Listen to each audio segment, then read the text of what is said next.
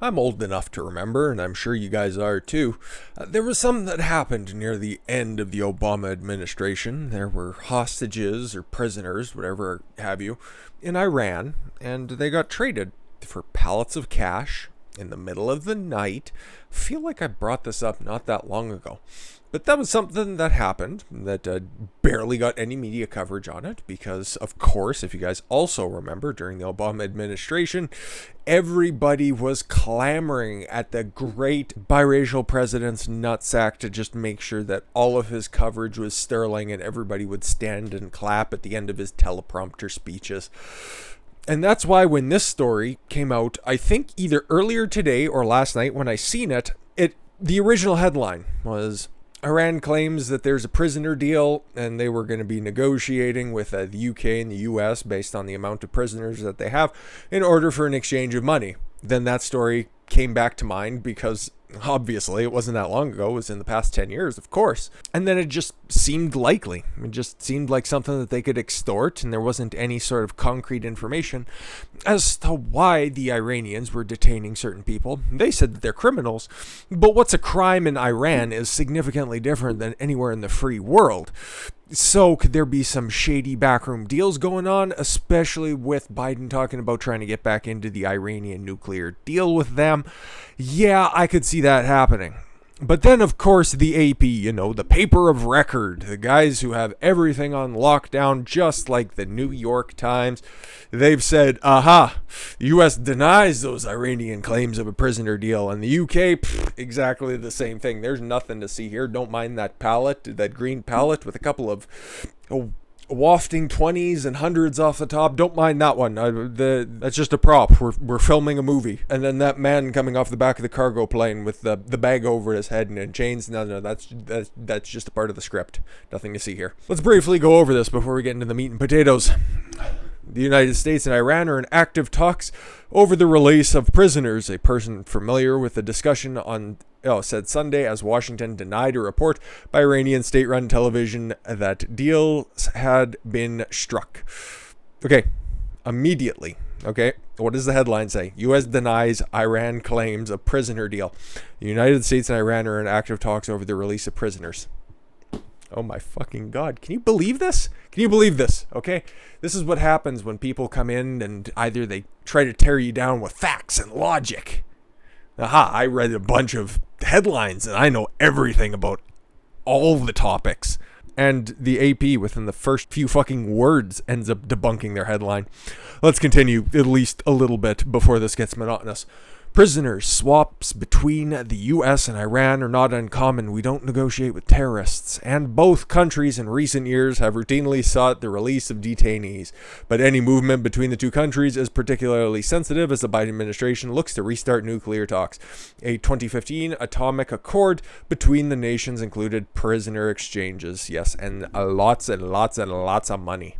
The issue burst into public view with a report in Iran of a deal for the Islamic Republic to release U.S. and British prisoners in exchange for Tehran receiving billions of dollars. 6 or 7 billion, if I remember. U.S. officials immediately denied the report, though a person with knowledge of the discussions, I think it was one of the prisoners, who was not authorized to discuss them publicly, said talks are active with messages passed between intermediaries. Oh, this is about these talks right now, so the ones that are actively going on. Okay, I understand.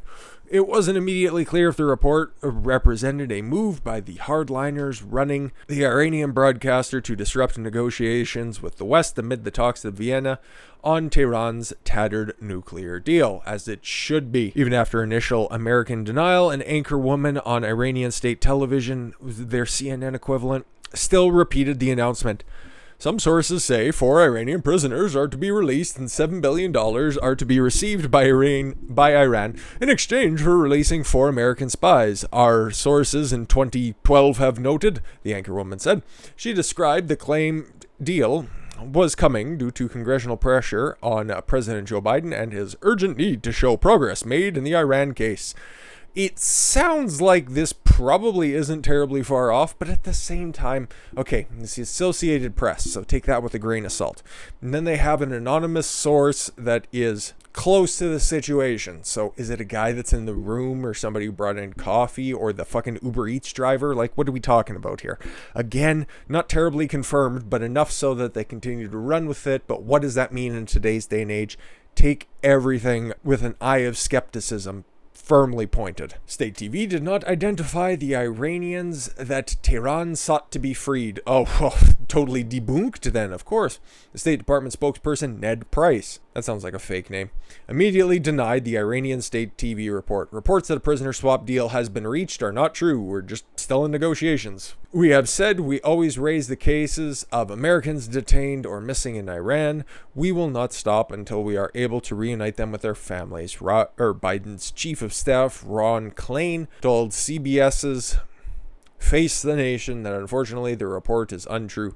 There is no agreement to release these 4 Americans. Just cough up the money and they'll be right there. Again, this is something that is happening, okay? Because if it wasn't, Ron Klain should probably know better and should just say that no, in fact, that this is not happening. But he's just saying that there's no agreement to release the 4 Americans, but is not denouncing that there are actual talks going on. So that's cool. The Biden administration, I guess you could kind of extrapolate this out to Democrats in general, want to make sure that some prisoners get released. Okay, these guys are probably being held up on trumped up charges, not the good Trump, but the bad trumped up charges, under nefarious circumstances, under, I don't know, probably some fucking blasphemy laws. Perhaps they weren't praying to Mecca 8 times a day, just 6 or 7 in order to stay above water. Who knows? Don't care. Hopefully they come home soon, because they could be coming home to a very, very different situation depending on where they live. And we got to talk about the Gavin Newsom recall, okay? Because this motherfucker is making sure that even if he doesn't get reelected, which still seems kind of likely,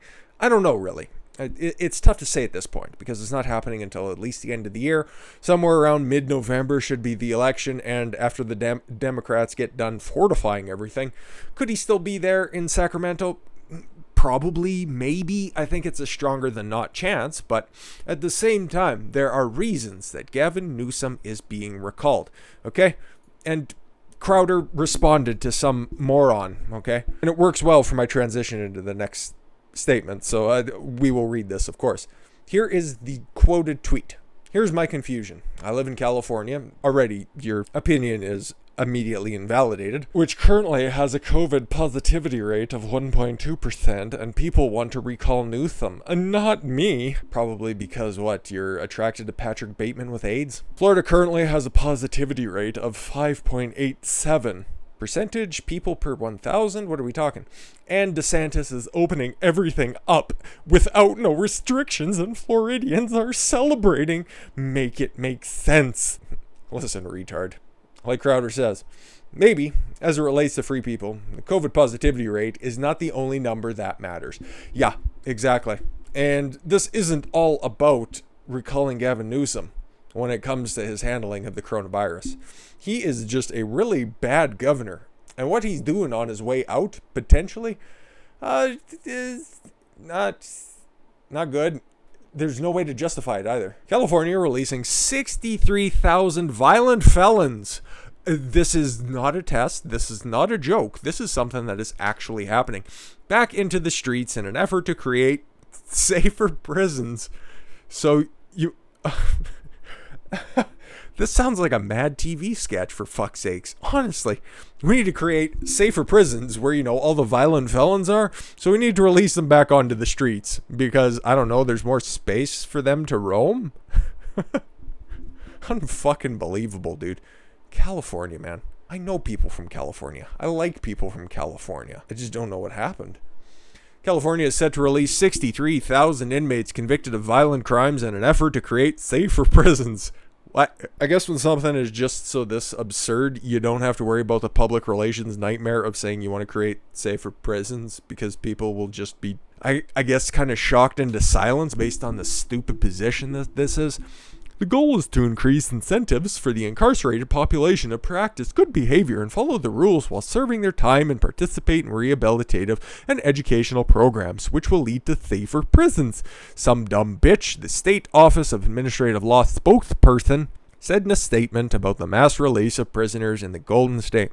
And just wait until you see who they are releasing. Not individual names, but groups of people and what they were in there for. Additionally, these changes would help to reduce the prison population by allowing incarcerated persons to earn their way home sooner, she added. And somewhere off in the distance, you can hear the vice president just openly weeping because there are black men that are going to be back on the streets and not breaking rocks for cheap labor. These incentives are a part of the effort to give inmates good time credits to quicken their release.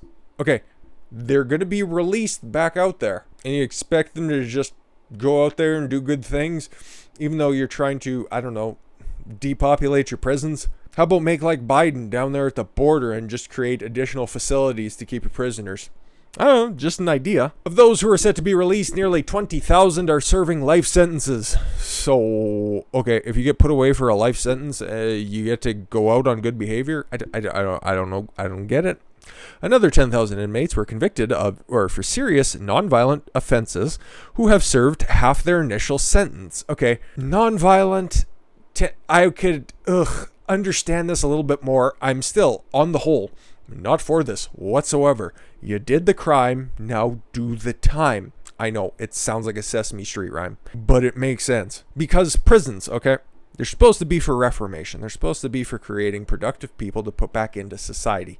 But at the same time, there should be another component to this that is punitive. That is a punishment for breaking the law, for ruining someone's life. It's both. It's both halves. It's for creating a better environment in order to fill the void that somebody created in someone else's chest. No, that they're missing in their life. It's not wholly that. And then at the same time, it's not like, say, an Iranian prison where you're just out there to make the person suffer for something that they've done. I want both. You may have your opinions, but that's mine. Criminal Justice Legal Foundation legal director Kent Schneidiger slammed the state for releasing the prisoners, arguing the plan is just a giveaway and not useful in determining whether an inmate should or should not be released. You don't have to be good to get good time credits, which is just a terrible name once again for something like that. Just go out there, fuck some people up, have a good time, get some credits. People who lose good time credits for misconduct get them back. They don't stay gone, he told NBC News. They could be a useful device for managing the population if they had more teeth in them. But they don't. They're, in reality, just a giveaway. He also said inmates should not be released sooner just because they are acquitted with credits. Exactly. The number of Republican lawmakers in the state have opposed the move and criticized Governor Gavin Newsom for acting on his own authority instead of the will of the people. That right there is why he was successfully recalled and will hopefully, this is more or less just a dream at this point, that he will be replaced by somebody competent in the future. It'll more than likely be another Democrat. Like I said, might end up being him. I doubt that it'll be somebody that I'll like in the long run. And as we stand right now, someone of my height and my stature, except for the fact that I don't have a predilection towards dresses, is the only Republican out there with name recognition that's on the ballot. So I really want California to be a good place. I just don't have a lot of optimism. I have more optimism of the Iranian prisons to be freed with another pallet full of cash in the middle of the night. So yeah, I don't know if that was so much of good news, but it's truth and probably some stuff that you didn't hear about. So that's a good thing. How about that? Yeah, good. Let's talk about somebody who is doing good journalism and somebody who is fighting back and somebody who I think that the right, the freedom-loving among us, the competence-seeking individuals, non-collectivists, somebody who we should be looking up, and somebody who I hope doesn't end up like Julian Assange in the very near future. Even though I see him eventually going down that path, not by his accord, not by his actions, just by the political backlash that is more than likely coming his way. James O'Keefe, Project Veritas, next video. I thank you all very much for the gift of your time. I've been Don Consuelo. I want you to follow your gut and get after it. Take care, everyone.